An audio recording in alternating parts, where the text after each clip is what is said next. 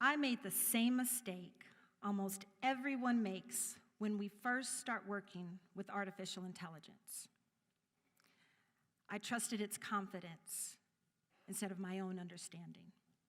And I quickly learned how dangerous that mistake could be in my classroom.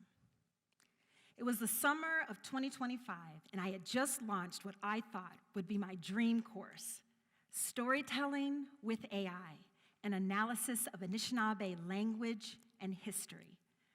I genuinely believed that this technology could help students tell their stories more creatively and with greater reach than ever before. But instead, the system showed us something I wasn't prepared for. It showed us who the technology thought we were. Now, we started with basic prompting. As you do, speak as you normally would, they say. Nothing advanced, just simple words that are common in any tribal college classroom. Words like ancestor, cultural, indigenous, ceremony.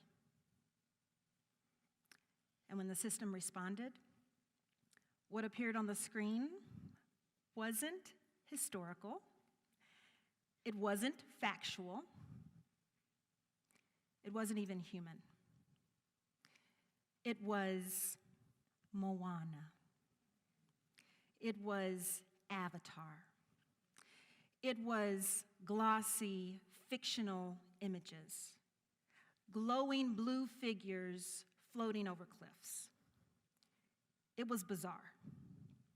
But what struck me most wasn't that the output was wrong, but it was how confident it was. And that was the moment that I realized that something very important had failed us.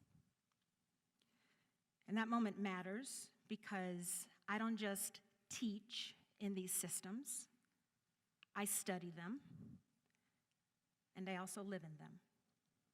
You see, I'm a data scientist, and I serve as the General Education Department Chair and lead math faculty at Keweenaw Ojibwe Community College. It's a tribal college in the Great Lakes region of the United States. Now, tribal colleges are one of the only institutions in higher education that is accredited whose mission explicitly centers on the preservation, protection, and revitalization of indigenous language, land, and identity. They exist because indigenous language has historically been erased, excluded, or misrepresented everywhere else. So when generative AI entered education, I was not casually optimistic. I was research-backed hopeful. That moment is important because generative AI represents a shift in technology. Traditional artificial intelligence would study existing data and identify patterns.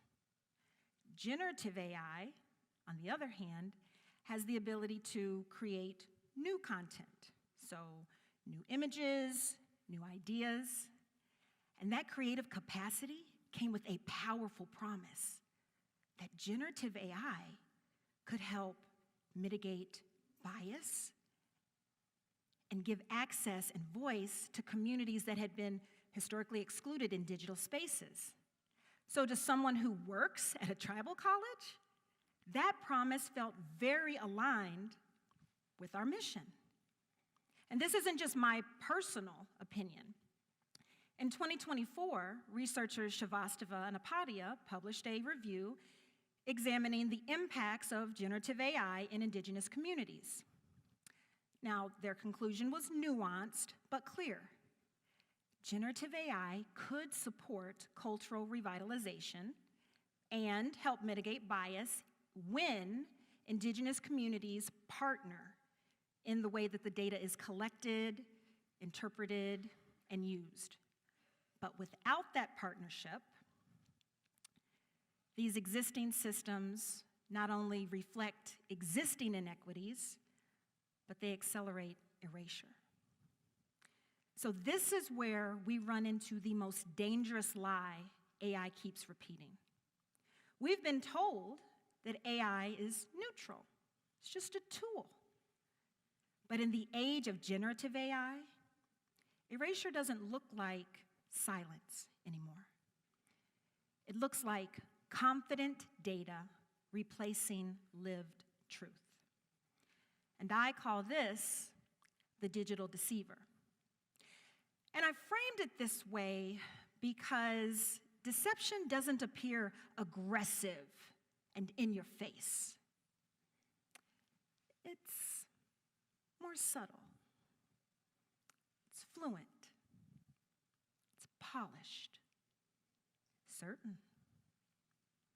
And that's why this distinction matters. Confidence is not the same as truth. Now, here's what I wish I had understood earlier, and what I want you to leave with today. Not how to use AI more efficiently, but how to think when systems seem certain. So first, notice the confidence and be aware. AI doesn't sound confident because it actually understands. The reason it sounds confident is because it is statistically fluent. And that fluency can sound very persuasive, but it is not an acceptable replacement for wisdom. Second, ask a simple but powerful question.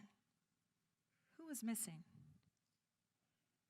Every data set tells a story, not just from what it includes, but from also what it leaves out. The missingness.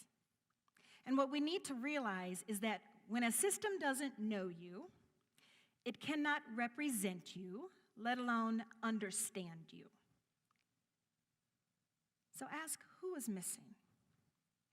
And last, recenter authority on the humans. The most significant shift that I'm talking about is not technological, it's psychological. When people stop trusting what they actually know because a system sounds more confident, that human authority quietly diminishes. And unfortunately, we are seeing that technology has the ability to shape beliefs long before it shapes behavior. One of my students said something that has stuck with me. After about an hour of adjusting prompts, she says, "I just wanted a simple picture of a mother and a child. I don't understand why this is so complicated." She wasn't asking for woo-woo symbolism. She was asking for recognition. And that moment is important because that's not a representation of an AI failure. We were observing a system working exactly as it was intended to work. What we couldn't see in that failure was that the confidence had been assumed to be correctness. The most dangerous place for knowledge is not when it's missing. It's when it's present and openly dismissed. This is about our responsibility to society.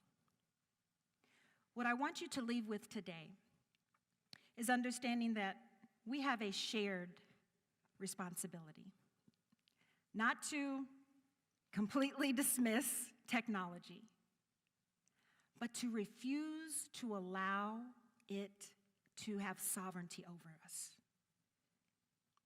If you'll remember that, technology will not erase us. It will finally learn from us. Miigwech, thank you.